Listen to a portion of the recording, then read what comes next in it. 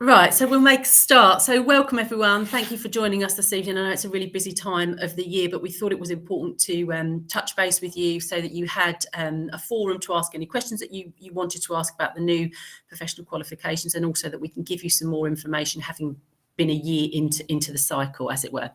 So for those of you that don't know, I'm Faye McGill. I'm Deputy Director of the Thames Gateway Teaching School Hub with specific responsibility for the National Professional Qualifications. And I'm joined by Nicola Taylor, who is the Director of Programmes for LLSE. So we're going to talk through the programmes and tell you a little bit more about Thames Gateway. So I will start, just bear with me while I get to my screen. Okay, so for those of you that don't know, the teaching schools are obviously a national initiative, and they were set up in April last year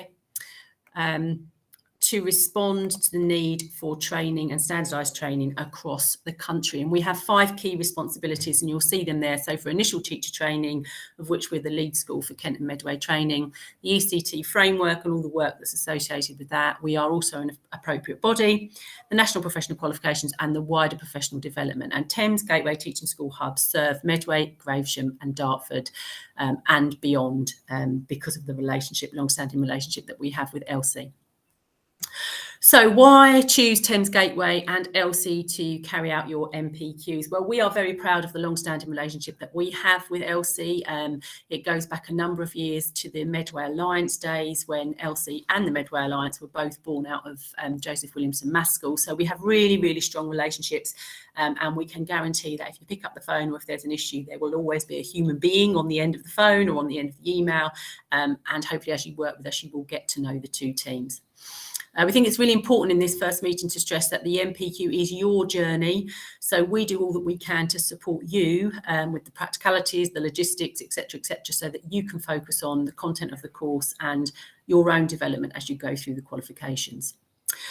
We're really proud of the fact that we work in partnership with a number of clusters. We have an arrangement that goes across the whole of Kent. So I've listed a few of them there, but basically we go all the way to on the coast to Dover, Broadstairs, right the way up to Brands Hatch, Dartford and South East London. And that means that we can basically provide you with a number of options, number of cluster options and locations and dates to take your courses.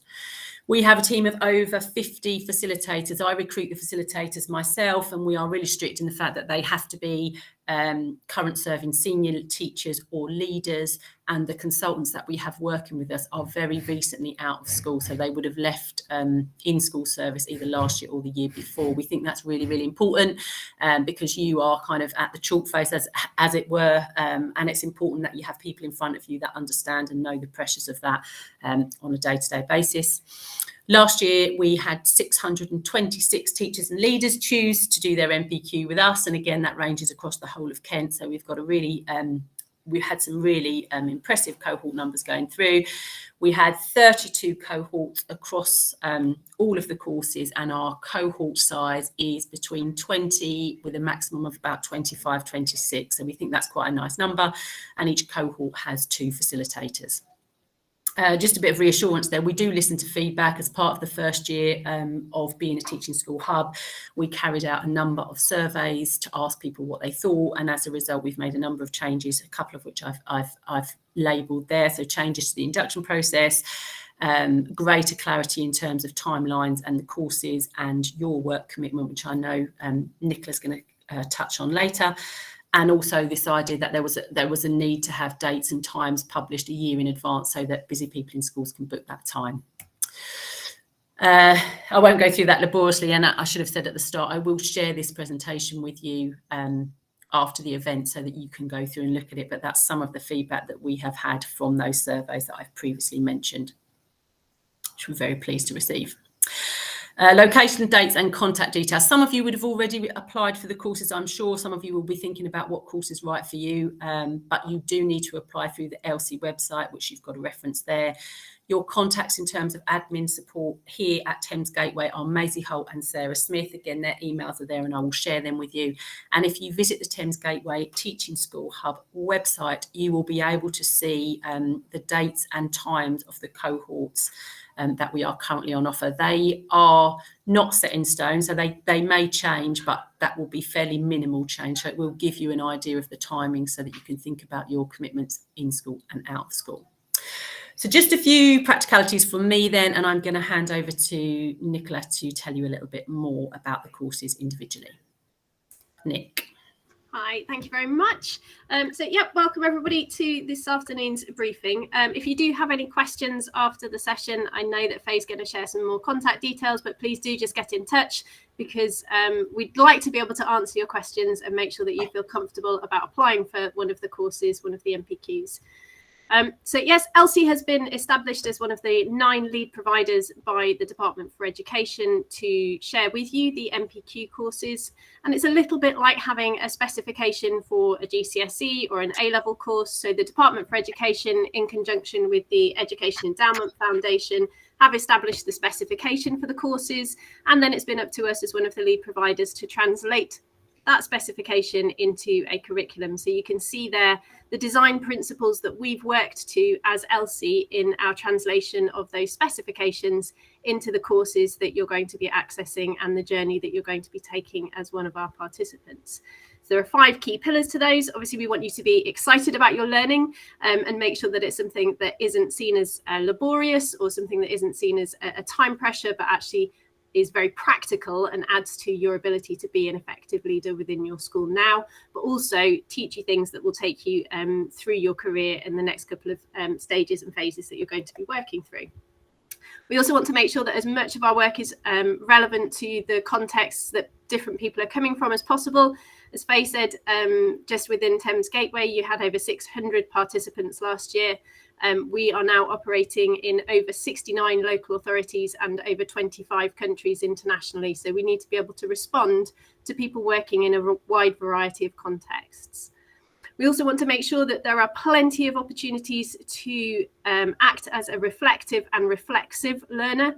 So we provide lots of opportunity throughout the courses, both within the online materials, the face-to-face sessions and the webinars, for you to be able to think critically about the work that you are doing and how you translate the theory into practice. But we also, as a key feature of our courses, make sure that everybody has access to a coach. And through those coaching conversations, you'll have that ability to reflect on your own working and how you translate things into your practice. And then the last 2 points are really important to us as well. We want to not just be a point of contact at this point in time for you, but we want you to be thinking about LLSE and thinking about working with Thames Gateway in terms of your entire career. So whether that means that you'll be looking at a specialist qualification today, but maybe then looking at a leadership qualification in the future, we want to make sure that there's a thread running through each of our courses. And most importantly, at the end there, we want you to be a different person by the end of the course, a different leader by the end of the course to the person that you are at the start. So we want to help you to form new habits. Thanks, Faye. So as a lead provider, we are subject to Ofsted monitoring, as are all of the lead providers, and we had our monitoring visit earlier this year, and I'm very pleased to say we had a very successful outcome from that. So I've just shared 2 of the key pieces of feedback that I think you'll probably be interested in. And the first is around the curriculum and how ambitious and considered our curriculum is, and that enhancement that I've just mentioned around coaching and making sure that the work that we ask you to complete as part of your qualification actually enables you to enact change within your own school and your own context, rather than it being the same as just sitting and reading a book. We don't want that. We want you to be interacting with all of the material. We also had some really interesting feedback about the way in which we have taken people's views and feedback into consideration and made sure that we've made the courses as relevant as possible to the situation that people find themselves in. Failed. Yeah, thank you. So moving on. So we're just going to look at 3 of the qualifications today. So that's the leading teaching, the LT, the leading behaviour and culture, which is LBC, and leading teacher development, which is the LTD. Previously, I'm sure a lot of you will be familiar with the idea that there was a middle leadership qualification. And these 3 specialist qualifications have superseded that middle leader qualification. And one of the things that the Department for Education has taken the time to consider is that these leadership and specialist qualifications aren't just for people who are in a middle leadership role. So that's something I would say to take away from today's session, is that they are just as applicable to those people working in senior leadership as they are to those working at a middle leader level. The leading teaching qualification is very much for those people who are looking at leading a subject or a phase or a key stage and are particularly interested in curriculum, assessment and pedagogy. They form the principal pillars of that qualification. And you can see at the bottom in the purple box there, the 3 modules that we undertake during the course of that specialist qualification. So the first module looks very much at school culture and the process of learning. The second module looks specifically at curriculum design and classroom practice. And then the third and final module looks at adaptive teaching and assessment practices.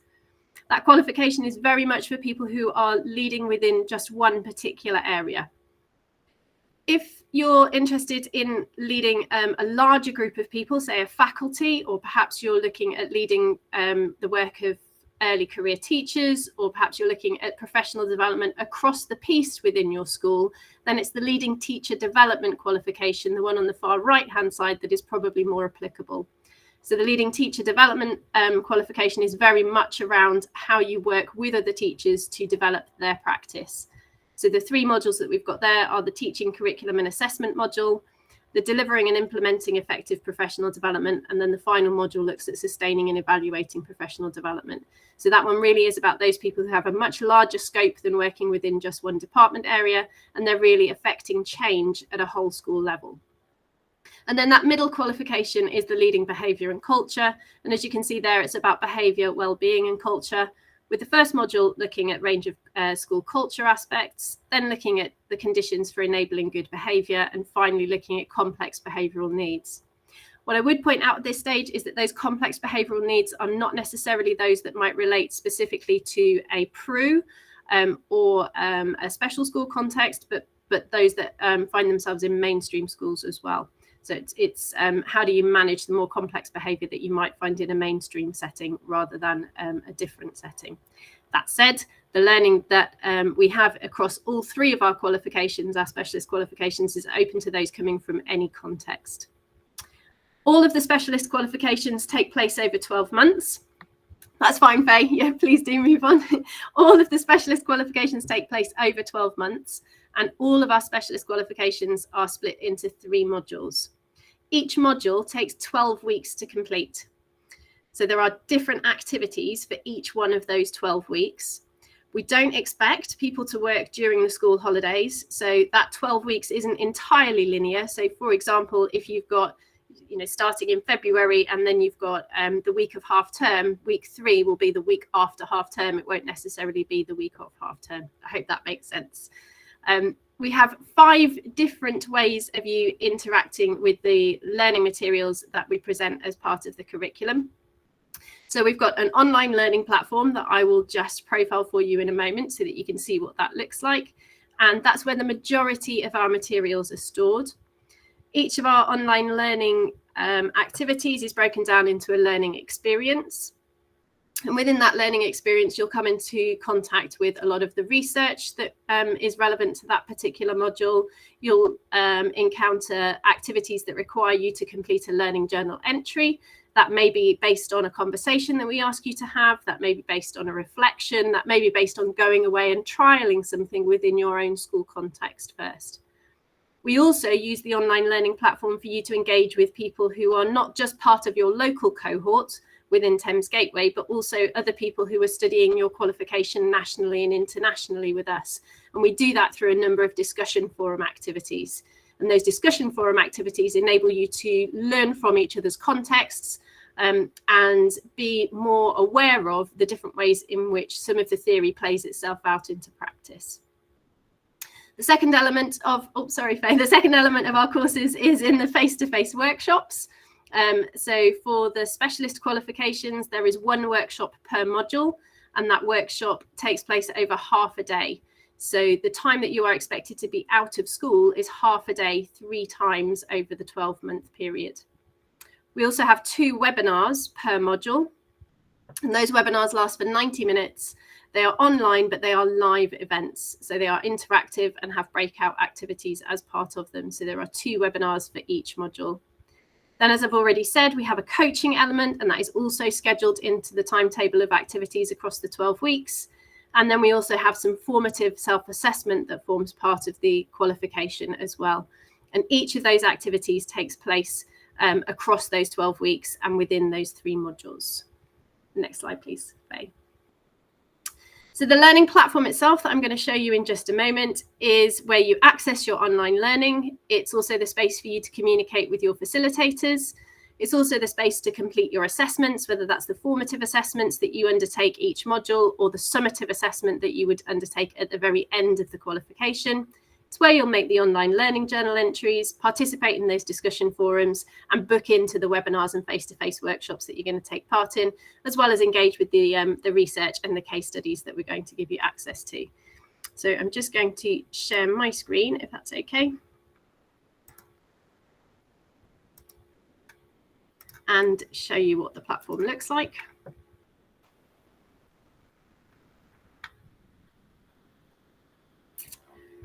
So when you sign up to one of our courses and you're accepted and your application goes through, you'll be sent some login details to this website. It's learn.lc.org.uk.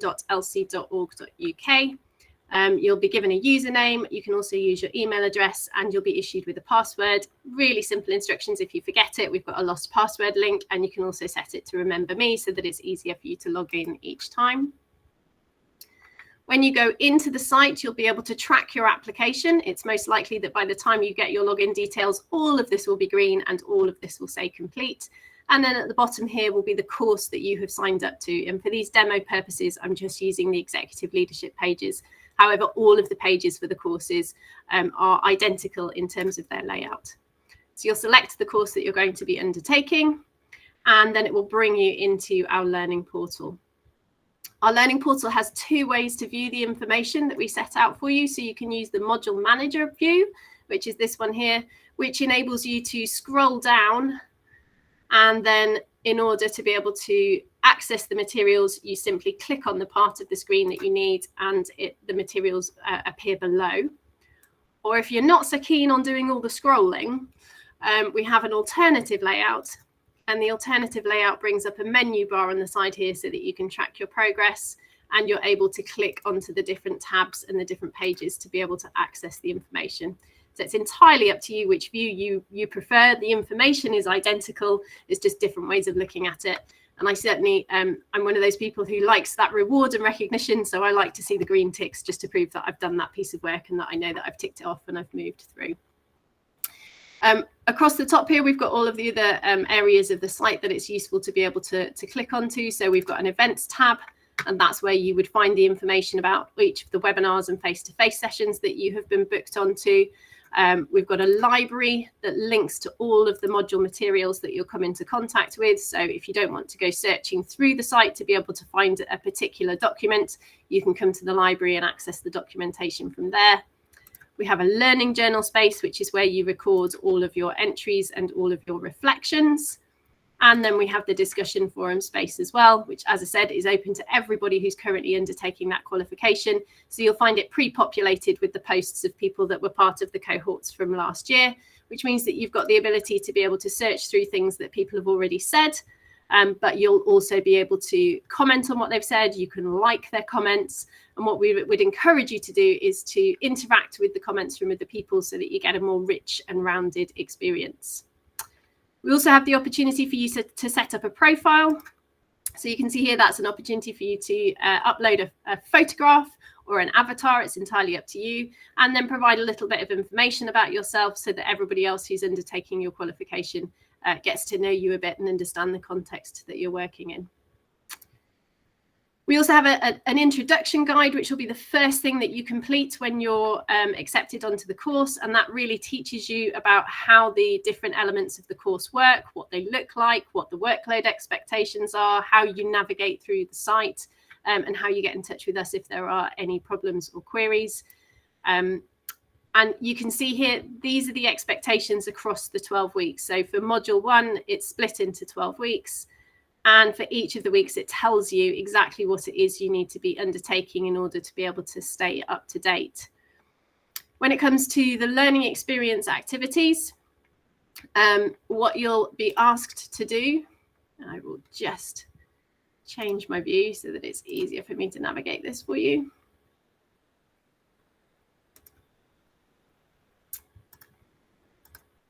What you will be able to do is access those different learning experiences and complete the activities.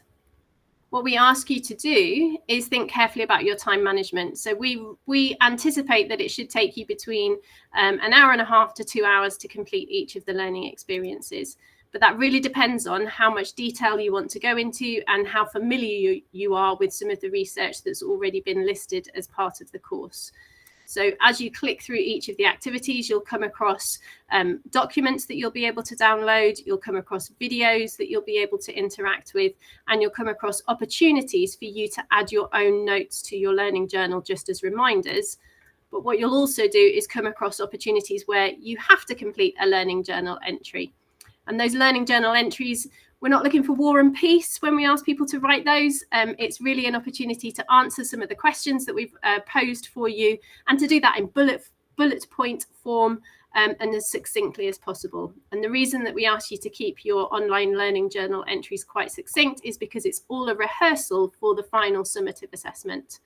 And the final summative assessment that people will undertake is only 1,500 words for the specialist qualification. So at the end of your 12 months, I'm just going to stop sharing my screen. At the end of your 12 months, there is a 3-month assessment window that's set by the Department for Education. And within that 3-month window, we have an 8-day assessment period. So within that 8-day assessment period, you will open a case study via our platform, and that will be a fictional school. You'll be asked to read through that case study, and you'll be asked to do 3 questions. The first will be to identify a problem that you can find within that case study. So that might be an issue to do with, let's say, the implementation of the teaching and learning policy. The second thing you'll be asked to do is suggest a solution to that problem. And the third thing you'll be asked to do is to explain how you would implement the solution to that problem. And you get 8 days to interact with that case study material. You still have all of the resources that you've had available to you throughout your course available to you, so you can refer back to things and check up on things. And then you write your answer, which is 1,500 words in total for those 3 questions. In order to be able to access that final assessment, you have to have passed one of the threshold criteria, and that's the first one on that slide, which is engage with a minimum of 90% of the materials and activities that we have for you on the course. And the way that the site works is that it tracks your progress, and it will always show you the percentage of completion that you've made to date, so that you know that you're staying on track with that 90% completion. And as soon as you've unlocked that, you would then be able to enter into the assessment period. The assessment dates are on our website. They are slightly subject to change at the moment because of some of the changes that the Department for Education are putting in place, but we believe these will be the dates for your cohort. So if you're looking to start your course this October, you can see that the assessment period will be in October next year. And if you're looking to start in February of 2023, the assessment takes place in the February of 2024. And that's just a week before half term, I think, for Kent. Okay, next slide, please, Faye.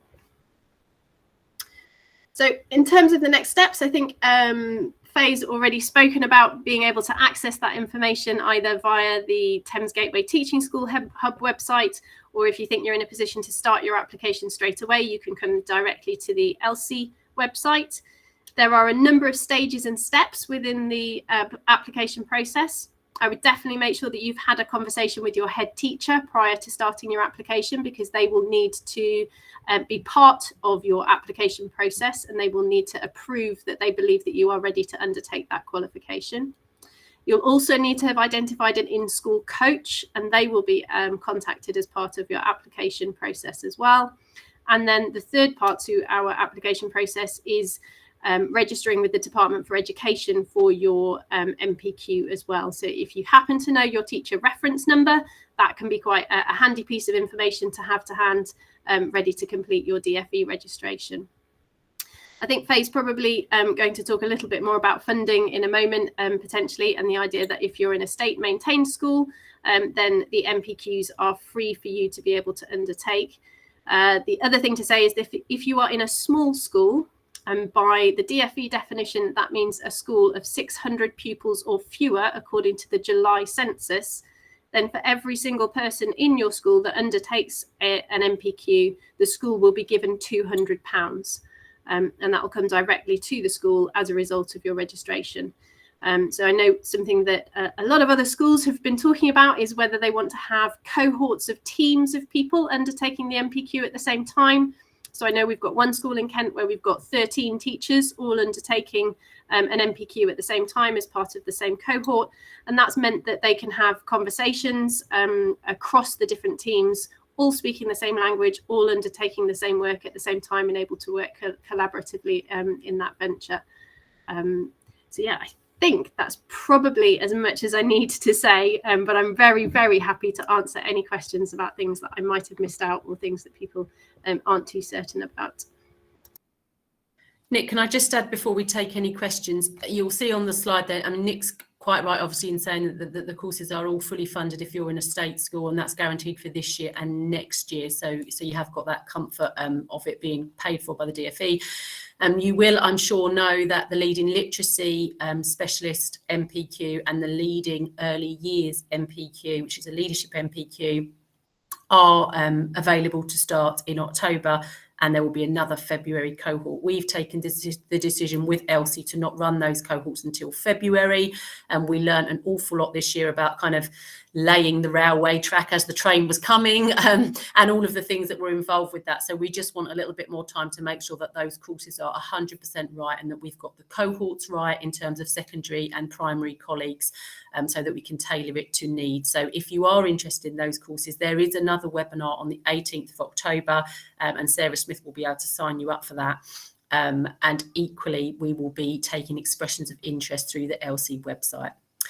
So that's sort of the factual stuff. Is there anyone with a burning question that they would like to ask Nicola or myself now? If you unmute yourself and ask that now, that would be fine. If not, I'll just thank you all for your time. This recording and the PowerPoint will be shared with you via email tomorrow morning. So you've got all the details there. Many thanks for your time. We look forward to working with you. Have a good evening.